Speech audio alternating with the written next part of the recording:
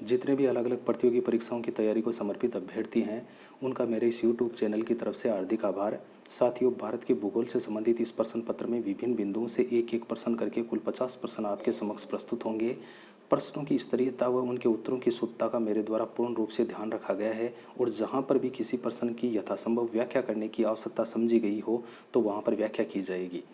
और सभी प्रश्नों को हल करने के बाद आपको कमेंट बॉक्स में कमेंट करके बताना है कि आपके 50 में से कुल कितने प्रश्न सही हुए हैं। तो पहले प्रश्न में दिया है कि भारत का अधिकांश भाग कर्क रेखा के उत्तर में है पर इसे एक उष्णकटिबंधीय देश कहते हैं क्योंकि कर्क रेखा भारत के मध्य से गुजरती है। भारत के निवासी उष्णकटिबंध से आए हैं। जनसंख्या का अधिक घनीकरण उष्णकटिबंधीय भाग में है और देश की जलवायु का निर्धारण उष्णकटिबंधीय मानसून से होता है। तो इस प्रश्न में जो सही उत्तर है वो 4 नंबर विकल्प होगा। देश की जलवायु का निर्धारण है वो उष्णकटिबंधीय मानसून से होता है, इसीलिए भारत को एक उष्णकटिबंधीय देश है वो भी कहते हैं। तो पहले प्रश्न का 4 नंबर विकल्प है वो सही उत्तर होगा। दूसरे में, भारत के संदर्भ में थारनवेट की जलवायु वर्गीकरण पद्धति में ई क्या निरूपित करता है। तो थारनवेट विद्वान है, उन्होंने जलवायु वर्गीकरण है उसमें कुछ सिंबल दिए हैं जैसे EAD, DBW, DAW इस तरह से। तो यहाँ पर इस प्रश्न में ये पूछा है कि ई है वो किस को निरूपण करता है, अर्धशुष्क जलवायु, आर्द्र जलवायु, शुष्क जलवायु और शुष्क अल्प आर्द्र जलवायु। तो ई है वो निरूपित करता है शुष्क जलवायु को। 3 नंबर विकल्प इस प्रश्न का राइट आंसर होगा। फिर तीसरे में, आरक्षित वन ऐसे वन हैं जो पूर्णतः सरकार के नियंत्रण में हैं, मुख्यतः जनजातियों के लिए हैं, सीमित चराई के साथ वाणिज्य उपयोग हेतु उद्दिष्ट हैं, आर्थिक क्रिया रहित हैं। तो आरक्षित वन है वो पूर्णतः सरकार के नियंत्रण में है। 1 नंबर विकल्प है वो इस प्रश्न का उत्तर होगा। आरक्षित वन ऐसे वन हैं जिन पर पूर्णतः कटाई पर प्रतिबंध रखा गया है और वो पूर्ण रूप से सरकार के नियंत्रण में होते हैं। फिर 4 नंबर विकल्प में, भाखड़ा नांगल बहुउद्देशीय परियोजना निम्नलिखित में से किन राज्यों का संयुक्त उद्यम है। पंजाब हरियाणा राजस्थान, पंजाब हरियाणा राजस्थान हिमाचल प्रदेश, पंजाब एवं हिमाचल प्रदेश। तो भाखड़ा नांगल परियोजना है वो एक बहुउद्देशीय यानी भारत की सबसे बड़ी बांध परियोजना है और यह परियोजना है इसकी शुरुआत 1963 में पंडित जवाहरलाल नेहरू ने ही की थी और ये सतलज नदी पर पंजाब में बना हुआ एक बांध है। तो इसमें जो 3 राज्य हैं पंजाब, हरियाणा और राजस्थान है, इनका ये संयुक्त उद्यम है, संयुक्त परियोजना है और इसमें राजस्थान का जो हिस्सा है वो 15.2% है। आगे,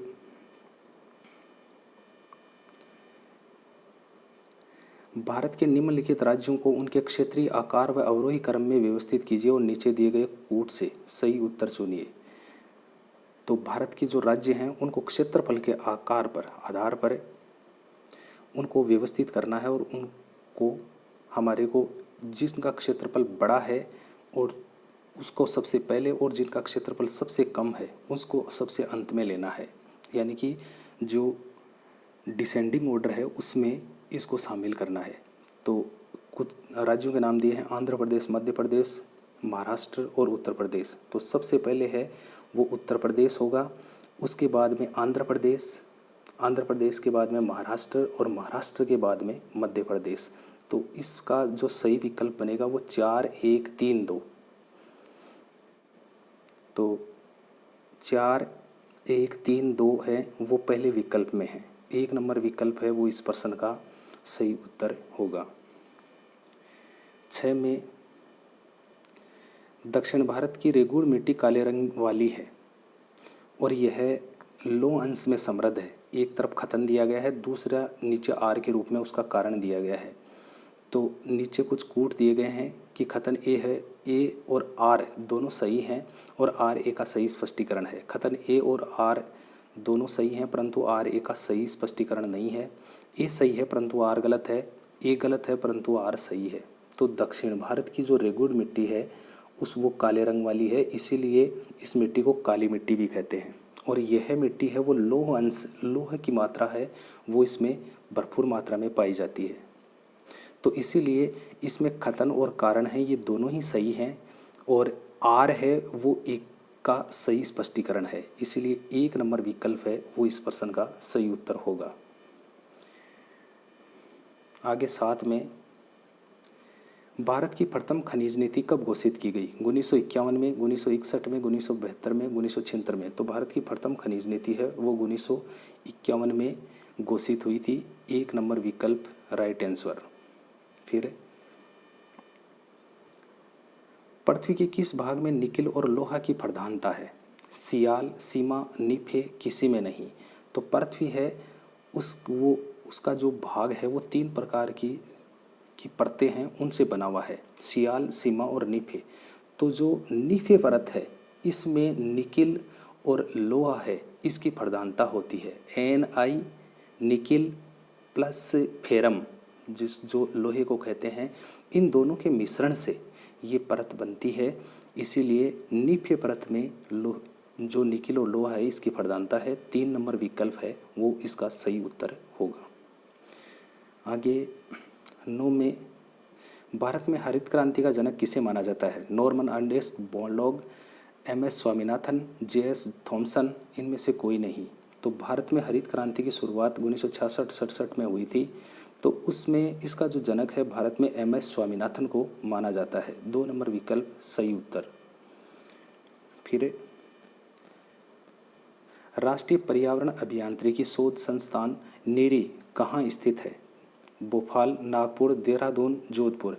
तो राष्ट्रीय पर्यावरण अभियांत्रिकी शोध संस्थान नीरी है वो नागपुर में है और इसकी स्थापना 1958 में हुई थी। फिर 11 में, निम्नलिखित में से कौन सा कथन सत्य नहीं है? महानदी का उद्गम छत्तीसगढ़ में है, गोदावरी नदी का उद्गम है वो महाराष्ट्र में, कावेरी का उद्गम आंध्र प्रदेश में, ताप्ती नदी का उद्गम है वो मध्य प्रदेश में। तो इसमें जो सत्य कथन नहीं है वो 3 नंबर विकल्प है, इसमें नहीं है। कावेरी नदी का उद्गम है वो कर्नाटक की ब्रह्मगिरी पहाड़ियाँ हैं, इसीलिए ये आंध्र प्रदेश ना होकर यहाँ पर कर्नाटक होगा, इसीलिए 3 नंबर विकल्प है वो इस प्रश्न का सही उत्तर होगा। 12 में, निम्नलिखित राज्यों में से किस एक में नामचिक नामरूप कोयला क्षेत्र अवस्थित है? अरुणाचल प्रदेश, मेघालय, मणिपुर और मिजोरम। तो नामचिक नामरूप कोयला क्षेत्र है वो अरुणाचल प्रदेश में स्थित है। 1 नंबर विकल्प है वो सही उत्तर होगा। 13 में, तेल एवं प्राकृतिक गैस आयोग ONGC की oil and natural gas company है, कमीशन है, जो आयोग है उसकी स्थापना कब हुई? 1856 में, 1914 में, 1936 में, 1956 में। तो तेल एवं प्राकृतिक गैस आयोग है इसकी स्थापना है वो 1956 में हुई थी। 4 नंबर विकल्प राइट आंसर। आगे 14 में, पालघाट दर्रा निम्नलिखित में से किन 2 राज्यों को जोड़ता है? केरल तमिलनाडु, कर्नाटक तमिलनाडु, आंध्र प्रदेश तमिलनाडु, कर्नाटक केरल। तो पालघाट दर्रा है वो केरल और तमिलनाडु को जोड़ता है। 1 नंबर विकल्प है वो राइट आंसर होगा। 15 में, लघु हिमालय श्रेणी के ढालों पर मिलने वाले छोटे छोटे घास के मैदानों को उत्तराखंड में क्या कहा जाता है? दून, मर्ग, चोस, बुग्याल एवं प्यार।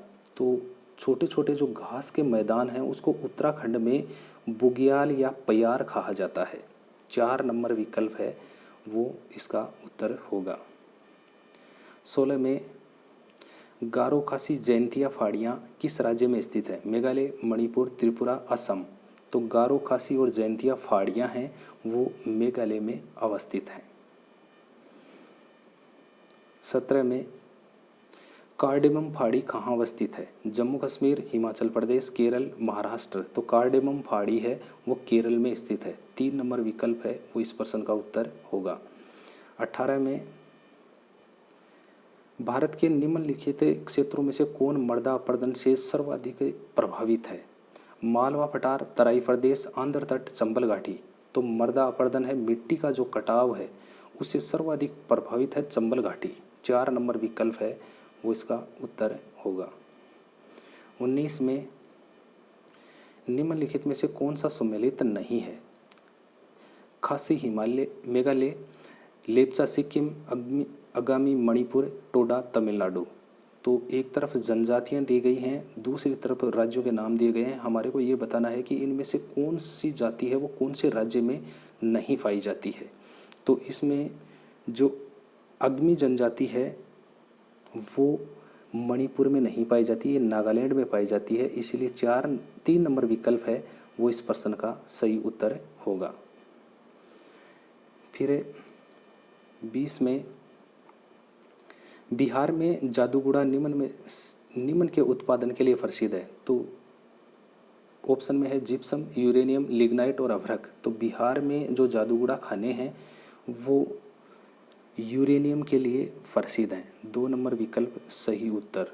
फिर 21 में निम्नलिखित कथनों पर विचार कीजिए। 3 कथन दिए गए हैं ABC के रूप में और नीचे लिखा है कि उपयुक्त कथनों में से कौन से सही हैं। तो ये हमारे को बताना है कि इनमें से जो सही कथन है उनका हमारे को चयन करना है। राउरकेला संयंत्र को वर्ष 1959 में चालू किया गया। राउरकेला संयंत्र का निर्माण यूनाइटेड किंगडम के सहयोग से किया गया। राउरकेला संयंत्र को लोह अयस्क सुंदरगढ़ से मिलता है। तो इसमें जो विकल्प 1 है राउरकेला संयंत्र है वो 1959 में चालू किया गया, ये तो सही है। और विकल्प C है राउरकेला संयंत्र को लोह अयस्क है, लोहा है वो सुंदरगढ़ से मिलता है, ये भी सही है। लेकिन राउरकेला संयंत्र है उसका निर्माण है वो यूनाइटेड किंगडम UK के द्वारा नहीं बल्कि ये जर्मनी के सहयोग से किया गया था। जर्मनी के सहयोग से राउरकेला संयंत्र है उसका निर्माण किया गया था, इसीलिए A और C विकल्प हैं, यानी कि 2 नंबर जो विकल्प है वो इस प्रश्न का सही उत्तर होगा। 22 में कोपेन के जलवायु वर्गीकरण के अनुसार निम्नलिखित युग्मों में से कौन सा सुमेलित नहीं है। कोपेन है उन्होंने जलवायु का वर्गीकरण कुछ सिंबलों के रूप में किया है और उनको अलग अलग क्षेत्रों के रूप में विभाजित किया है। तो कौन सा जो जलवायु का प्रकार है वो कौन से क्षेत्र में नहीं पाया जाता है, इसका हमारे को चयन करना है। BSHW पूर्वी राजस्थान, CWG गंगा का मैदान, AMW दक्कन का पठार और BWSW थार का मरुस्थल। तो इसमें जो AMW जलवायु है वो दक्कन के पठार में नहीं पाई जाती है, इसलिए 3 नंबर विकल्प है वो इस प्रश्न का उत्तर होगा। 23 में निम्नलिखित नदियों में से किस एक का जल ग्रहण क्षेत्र अधिकतम है। कावेरी नदी, कृष्णा नदी, महानदी और नर्मदा नदी। तो एक नदी है उसका जो वाटर कैचमेंट एरिया है वो सबसे अधिक है, तो वो कृष्णा नदी का है। 2 नंबर विकल्प है वो इसका उत्तर होगा। कृष्णा नदी है उसका जल ग्रहण क्षेत्र है वो सबसे ज़्यादा है। 24 में निम्नलिखित पर्वत श्रेणियों को उत्तर दक्षिण क्रम में व्यवस्थित कीजिए तथा कूट से सही उत्तर चुनिए। पर्वत श्रेणियों के नाम दिए गए हैं और उनको उत्तर से दक्षिण के क्रम में है वो सजाना है। धौलाधार, लद्दाख, पीर पंजाल और जास्कर। तो इसमें उस सबसे पहले उत्तर में लद्दाख आएगी, जो लद्दाख की पर्वत चोटी है वो, फिर जास्कर के बाद में धौलाधार और धौलाधार के बाद में पीर पंजाल। तो इस तरह से 2 4 1 3 2 4 1 3 1 नंबर विकल्प है वो इस प्रश्न का सही उत्तर होगा। इस तरह से ये पहाड़ियाँ हैं ये उत्तर से दक्षिण के क्रम में व्यवस्थित हैं। फिर 25 में है कि निम्नलिखित कथनों में से कौन सही नहीं है। तीस्ता नदी गंगा की सहायक है। उकाई बांध परियोजना तापी नदी पर स्थित है। दून लंबी पर्वतीय घाटियां हैं। कोरोमंडल तटीय मैदान मालाबार तटीय मैदान से अधिक चौड़ा है। तो इसमें जो सही नहीं है वो तीस्ता नदी है, वो गंगा की सहायक नहीं। तीस्ता नदी है वो ब्रह्मपुत्र नदी है उसकी सहायक है। तो 1 नंबर विकल्प है वो इसका उत्तर होगा। बाकी नीचे जो जितने भी 2 3 4 कथन दिए गए हैं वो सबके सब सही हैं। फिर भारत में मिट्टी के कटाव की समस्या का संबंध है। अत्यधिक वर्षा, वनों का ह्रास, अत्यधिक जुताई और अत्यधिक चरवाही। तो इसमें जो कूट ऊपर दिए गए हैं उनमें से बताना है कि मिट्टी की जो कटाव की समस्या है उससे संबंध कौन कौन से कूट रखते हैं। तो इसमें वनों का ह्रास है, यानी कि जो वन हैं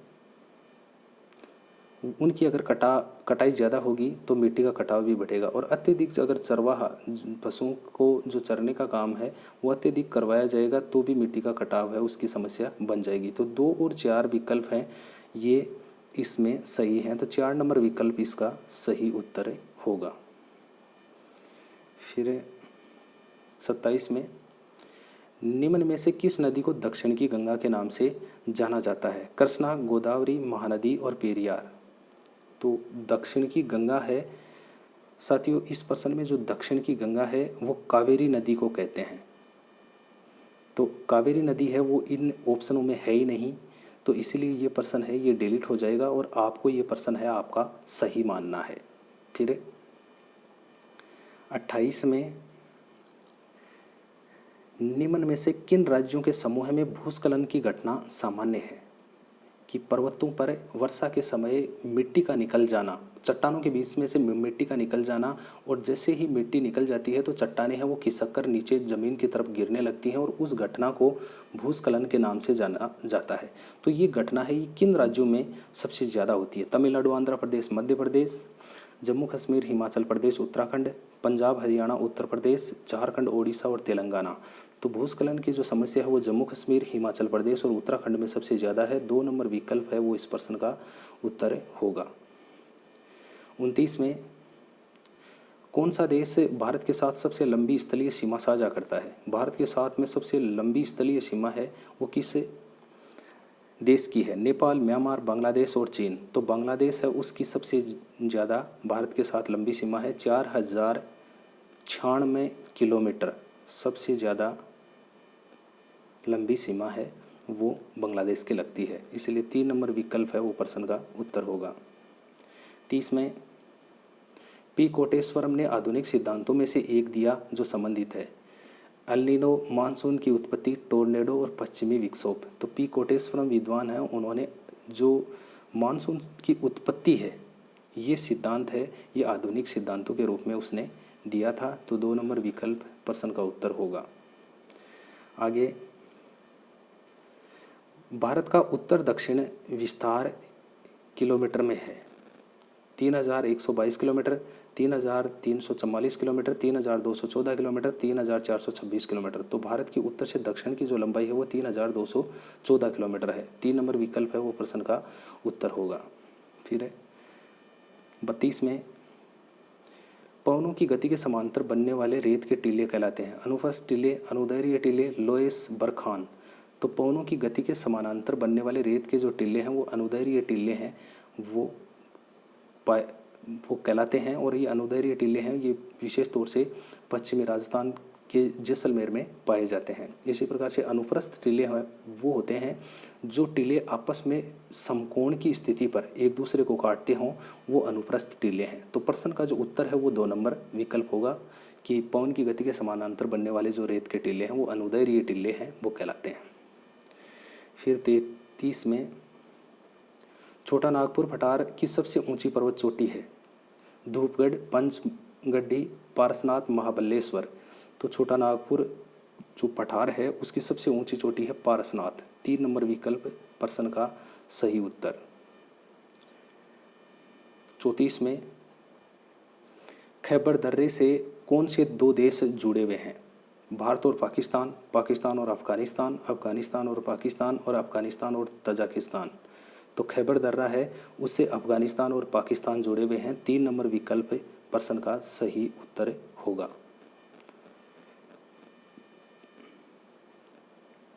भारत की सबसे लंबी नदी जिसका उद्गम तथा मुहाना दोनों भारतीय क्षेत्र में स्थित हैं?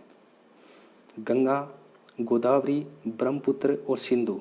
तो भारत की सबसे लंबी नदी जिसका उद्गम स्थल भी भारत में और वो समाप्त भी यानी कि भारत के एरिया में ही होती है तो ऐसी नदी है गोदावरी नदी। गोदावरी नदी है वो महाराष्ट्र के नासिक के ज़िले की जो त्र्यंबकम पहाड़ियाँ हैं वहाँ से ये नदी निकलती है, और ये भारत की सबसे लंबी नदी है।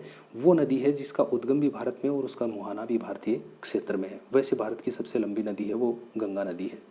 फिर 36 में उकाई परियोजना स्थित है? मध्य प्रदेश में तापी नदी पर, गुजरात में तापी नदी पर, गुजरात में साबरमती नदी पर और मध्य प्रदेश में नर्मदा नदी पर। तो उकाई परियोजना है वो गुजरात में है तापी नदी पर। 2 नंबर विकल्प है वो प्रश्न का उत्तर होगा। फिर 37 में महाराष्ट्र स्थित पिंपरी किसके लिए प्रसिद्ध है? घड़ी निर्माण के लिए, कागज उद्योग के लिए, सीमेंट उद्योग के लिए और एंटीबायोटिक उद्योग के लिए। तो महाराष्ट्र में जो पिंपरी है स्थान है वो एंटीबायोटिक उद्योग है उसके लिए प्रसिद्ध है, जो दवाइयों को बनाने का काम है वो करती है। फिर है 38 में, जनजातीय लोगों को शोषण करने वाले निजी व्यापारियों से छुटकारा दिलाने और उनके तैयार की गई वस्तुओं का उचित मूल्य दिलाने के उद्देश्य से ट्राइफेड की स्थापना कब की गई? 1951 में, 1955 में, 1957 में, वो 1987 में। तो जनजातीय लोग हैं, उनको शोषण से मुक्ति दिलाने हेतु किन से? निजी व्यापारियों से, और उनके द्वारा तैयार की गई जो वस्तुएं हैं उनका उचित मूल्य है दिलाने के लिए एक ट्राइफेड नाम की एक संस्था बनाई थी, और ये इसकी स्थापना है वो कब हुई थी? सन 1987 में। तो 4 नंबर विकल्प है वो प्रश्न का उत्तर होगा। फिर 39 में, भारत का सर्व प्रमुख रबड़ उत्पादक राज्य है कर्नाटक, केरल, तमिलनाडु, आंध्र प्रदेश। तो भारत में सबसे ज़्यादा जो रबड़ का उत्पादन है वो केरल में होता है। 2 नंबर विकल्प है प्रश्न का राइट आंसर। 40 में, मध्य प्रदेश में लहरदार उभार को कहते हैं। मरु प्रदेश में लहरदार उभार को कहते हैं। बालू का कगार, उर्मिका, बरखान, लोएस। तो मरु प्रदेश है उसमें लहरदार उभार है, उसमें जो रेत की जो लहरें बन जाती हैं उनको क्या कहते हैं? तो उनको उर्मिका के नाम से जाना जाता है। 2 नंबर विकल्प है वो इस प्रश्न का सही उत्तर होगा। 41 में, जोजिला दर्रा जोड़ता है श्रीनगर और लेह को, कलिंपोंग और ल्हासा को, चंबा और स्पीति को, अरुणाचल प्रदेश और ल्हासा को। तो जोजिला दर्रा है वो श्रीनगर और लेह को जोड़ता है। 1 नंबर विकल्प है वो प्रश्न का सही उत्तर होगा। 42 में, निम्नलिखित में से कौन सा भारतीय राज्य जाड़े की वर्षा शीतोष्ण कटिबंधीय चक्रवातों से प्राप्त करता है? केरल, पंजाब, तमिलनाडु और पश्चिम बंगाल। तो भारतीय राज्य जो सर्दियों की जो वर्षा है वो शीतोष्ण कटिबंधीय चक्रवातों से प्राप्त करता हो तो ऐसा राज्य है पंजाब। 2 नंबर विकल्प सही उत्तर। 43 में, निम्नलिखित युग्मों में से कौन सा सही सम्मिलित नहीं है? एक तरफ जनजातियां दे रखी हैं, दूसरी तरफ राज्यों के नाम दे रखे हैं। हमारे को ये बताना है कि कौन सी जनजाति है वो कौन से राज्य में नहीं पाई जाती है। थारू उत्तर प्रदेश, गद्दी हिमाचल प्रदेश, टोडा तमिलनाडु और कोन्याक केरल में। तो थारू जनजाति है वो तो उत्तर प्रदेश में पाई जाती है, गद्दी है वो हिमाचल प्रदेश में पाई जाती है और टोडा जनजाति है वो तमिलनाडु में पाई जाती है। लेकिन कोन्याक जो जनजाति है वो केरल में न पाया जाकर ये नागालैंड में जो लोंगवा नाम का स्थान है वहाँ की जनजाति है। इसीलिए 3 नंबर विकल्प है वो इस प्रश्न का उत्तर होगा। 44 में, एनटीपीसी की स्थापना, नेशनल थर्मल पावर कॉरपोरेशन है, उसकी स्थापना वर्ष 1975 में की गई थी। निजी क्षेत्र में विद्युत विकास को बढ़ावा देने के लिए, प्रादेशिक एवं राष्ट्रीय शक्ति ग्रिडों के समन्वय के लिए, केंद्रीय क्षेत्र में तापीय शक्ति के विकास के लिए, शक्ति उत्पादन की परियोजनाओं की वित्तीय सहायता के लिए। तो एनटीपीसी है इसकी स्थापना 1975 में की गई थी, केंद्र क्षेत्र में तापीय शक्ति के विकास के लिए। 3 नंबर विकल्प प्रश्न का सही उत्तर। 45 में, भारत में धात्विक खनिजों की सर्वाधिक खदानें पाई जाती हैं। गुजरात में, झारखंड में, कर्नाटक में, उड़ीसा में जो धातुओं की खदानें हैं वो सबसे ज़्यादा अगर किसी राज्य में पाई जाती हैं तो वो राज्य है झारखंड। 2 नंबर विकल्प है वो प्रश्न का उत्तर होगा। फिर 46 में, बेलाडीला किस खनिज के उत्पादन के लिए प्रसिद्ध है? लो एस्टर के लिए, बॉक्साइट के लिए, कोयला के लिए, अभ्रक के लिए। तो बेलाडीला खदानें हैं वो उत्तराखंड में स्थित खदानें हैं और ये खदानें हैं लो अयस्क के लिए प्रसिद्ध, लोहे की खदानें हैं ये। तो 2 नंबर विकल्प है, 1 नंबर विकल्प है वो इस प्रश्न का सही उत्तर होगा।